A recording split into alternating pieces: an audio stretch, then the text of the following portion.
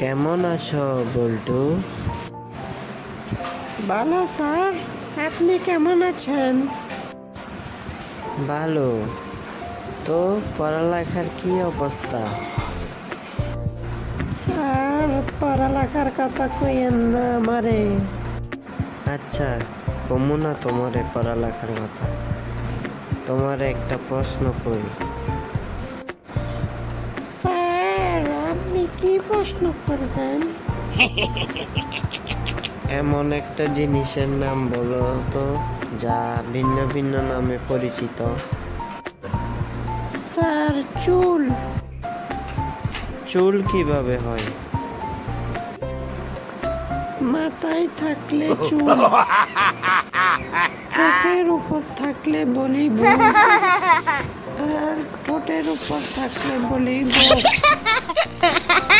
গালে থাকলে বলি দাড়ি, আর বুকে থাকলে বলি লোম। এবং